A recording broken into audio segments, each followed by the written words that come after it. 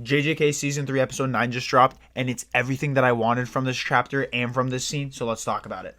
So right off the bat, the entire episode was the entire fight. That is something that I expected last week's episode to be a fight, at least some of it, but the fact that this week it was just the fight and that's all we got was amazing. And we got to see Higuruma's ability on full display.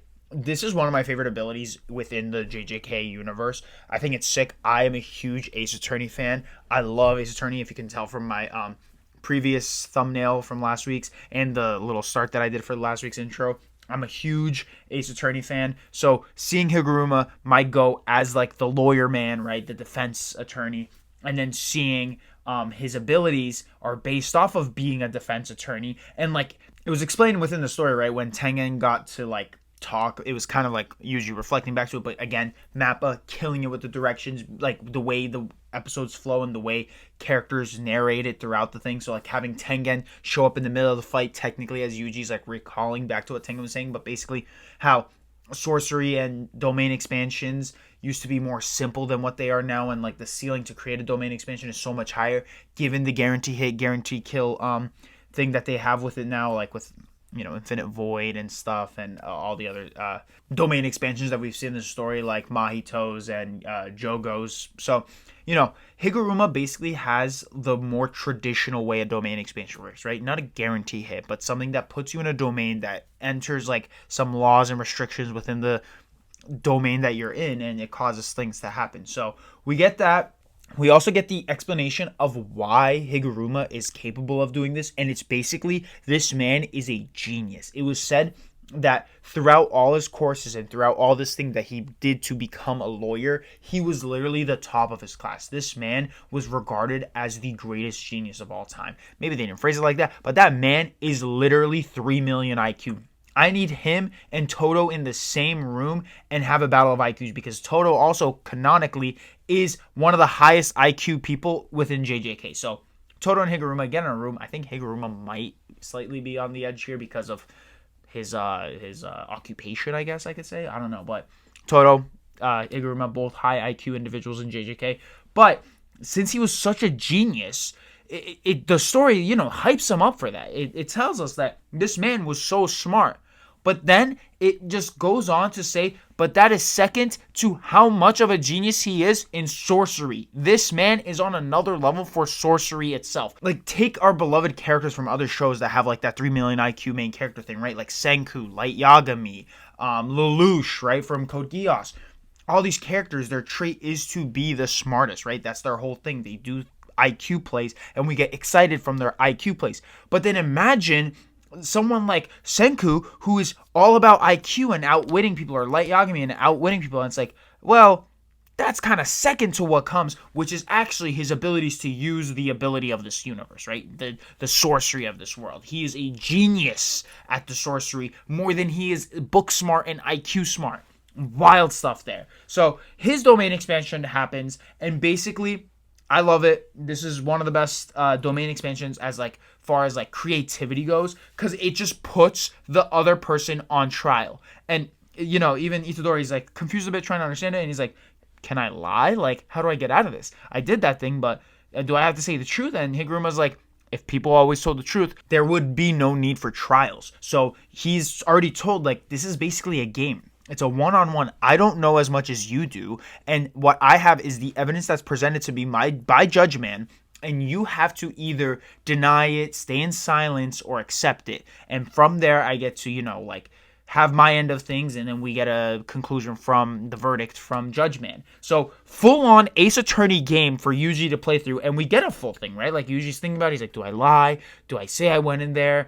Do I say I went in there but for a different reason? So what do I say? Do I say I didn't go in there at all because he doesn't know the evidence that he has? And then Yuji says what he says, right? He said, I had to go in there, but I had to use the bathroom. And then Higuruma's like, all right, let's check the evidence. And in the evidence, it shows him at the cash exchange kiosk thing, which proves that he went in there. And given that the kiosk was there, it shows that his intentions were to use the, I don't know what it's called, and I forget what it was called, but like that gambling thing in Japan, right? So basically, guilty verdict, and the verdict brings confiscation, which basically just strips the user of their curse technique, which in Yuji's scenario, he does not have a curse technique. He has only cursed energies. Reminder that his like double punch thing that he does really early on in season 1, where he punches with cursed energy and then that cursed energy does like a second impact of damage, is not his technique. Yuji doesn't have a technique. This man is rolling around with just using curse energy without the curse technique itself. This is like day one Nen from Hunter x Hunter, right? We haven't learned the techniques yet. We just know how to use Nen, but not how to like create our own ability with. So he gets rid of his curse energy, so he's kind of just more of a Maki scenario in this situation. He can't use it. He just has to fight physically. And the fight sequence, amazing. The whole stuff was hype. I didn't expect of what it's going to turn out to be, which we'll talk about later, but it was animated really well. And then we get the scene where, Yuji's trying to really think, how do I get out of this? Because this man has confiscated my curse technique or cursed energy, and all I can do is just defend. So what do I do? And he thinks and thinks and thinks, and he's getting crushed by the hammer. And then he realizes, I can request a retrial. So request a retrial, and boom, they're back in the domain. And from there, he gets a second trial, and basically Higuruma explains what the whole thing is, like the rules to it. So it's basically just, I think you get 2 retrials if your verdict is guilty. So, we're now in this new trial, and in the new trial, it's a new thing. So they're not going to do the parlor one again. I think that was called, right? But they're going to do the new one. And Judge Man brings up the fact that this trial is for what happened in Shibuya on October 31st, Halloween, which was season 2, right? And we know the trauma that Yuji has, and we get the most, like, not most, but we get the very iconic panel from the manga where Yuji admits to what has happened in Shibuya, right? Judge Man says, you are on trial for this, what happened on Shibuya, the whole thing that happened with Sukuna's doing, but, given that it was Yuji's body, we're saying it's Yuji. And Yuji ends up admitting to it. And from there, you get the guilty verdict from Judge Man, which this Judge Man, like this time, given the actual like scale and proportion of what he was being tried for, you get like a more demonic version of Judge Man, where its eyes start bleeding and it starts screaming and like with its teeth out and stuff. So, guilty is the verdict, confiscation, which means he gets his cursed energy removed, but then he also gets the death penalty, which is the highest level, I believe, that Higuruma's cursed or domain expansion can go, right? This means that from what the verdict was, Higuruma gets the ability to remove Itadori's curse energy, which we get to see, which during this time we also see like the fact that like Higuruma was asked to be a judge instead of a lawyer. It was like, you can make it up that far, and then Higuruma kind of turned it down. But like I was saying before, I didn't expect the fight to turn out this way. I thought it was going to be pure hype throughout the entire thing, but it just turned out to be a beautiful fight. Like the animations, the message behind this all, right? Like all of it, the soundtrack and like the visualizations and everything, all of it just brought together a very beautiful scene where you get Higuruma with the like executioner sword, right? The death penalty, which is like what the executioner sword grants, right? It's a one-shot kill ability. Basically, if it touches anyone, that's it for you.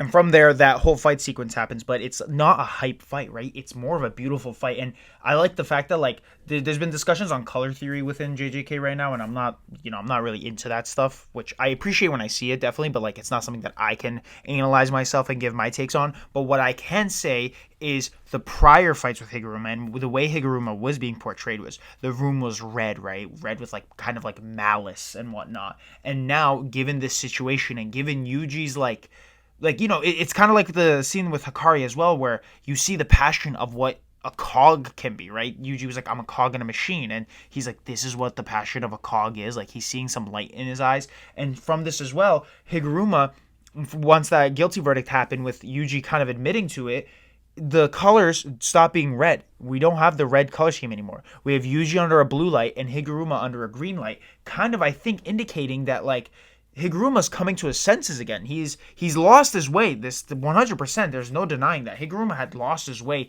after that trial when he got his cursed technique and his domain expansion and all that. He has lost his way for sure. And now with this, I feel like it's slowly showing. And given the way that the episode ended, it's showing that Yuji is turning Higuruma, which I really appreciate. If that's the color theory within all of this, amazing. I don't know the details of it because I'm not into the color theory stuff. So if I see it online, I'm for sure gonna love it. But for now, that's all I can say. And then the fight, goes into the whole chair scene where Higuruma's flying through the chairs, and Itadori throws his jacket at him, which blinds him. And then you get the scenes where like he's talking about like to the lawyer and stuff, and like he thinks to himself, like, why didn't Yuji just deny it? Why didn't he bring up Sukuna? Like, there was ways to get out of this one, but Yuji just decided to accept it, which is, again, him turning, him realizing that there is hope, that there isn't this false idea of justice that he was the only one in belief in. Like, he is seeing within Yuji that the justice he wanted and the justice that he was looking for is also within someone else as well, right? Someone who is ready to take the burden on and take the blame on for things that they're not even like part of, right? And then he even says like, you could have done this, like you could have gotten away with this one. Why did you admit to it? He even says, like, Yuji, you're innocent in all this. Like, this is not your fault. And then Yuji still blames himself, which obviously he's going to. Again, this is, I guess, in both terms, this is both characters blaming themselves for things. These is both broken characters in their ideologies that they've built up to this point. Higuruma being a little older, obviously, than Yuji. But Higuruma grew up his life, and whatever justice and beliefs he had were broken through the justice system of what he had to go through. And also Itadori's whole life scenarios and what his grandpa gave him and stuff. And from that, his ideologies and mentalities were broken as well from this.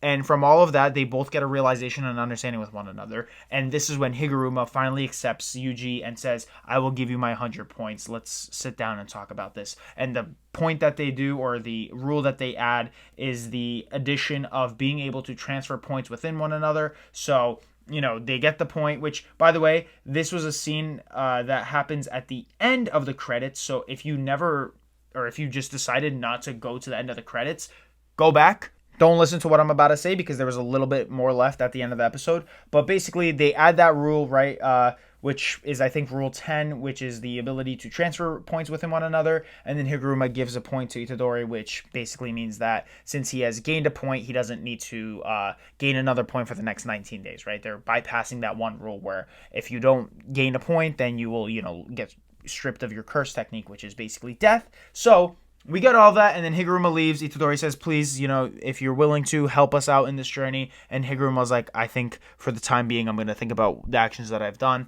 and then go on from there. So, amazing episode. Did not think this was going to turn out to be a more beautiful fight rather than a hype fight, but I'm very appreciative of what the anime team did. I think it was a great direction for this story and for what it was actually trying to portray for us. So, this episode gets a 10 out of 10 for me. I love Higuruma's character, and I'm so happy that we finally get to see his fight. And now we move on from here, right? I think there's 3 more episodes left before this part 1 of this season ends. And I've heard that part 2 is going to start pretty soon. So not much of a delay there. And yeah, thank you guys for watching. I am going to come up with a Pokopia video, I think. I bought the game. I ended up buying the game. If you guys saw the Pokemon Presents video I made, I was talking about if I would buy it or not. I've decided to buy it. I also bought Fire Red. I'm just going to end up purchasing anything Pokemon related, right? So I ended up getting that game. I will make a Pokopia video, so if you guys are on the lookout for that, I'll probably come out with a review video on it and what my thoughts are on. And yeah, thank you guys for watching. I hope you guys enjoyed it. Let me know what you guys thought about the episode in the comments down below, and like, comment, share, subscribe,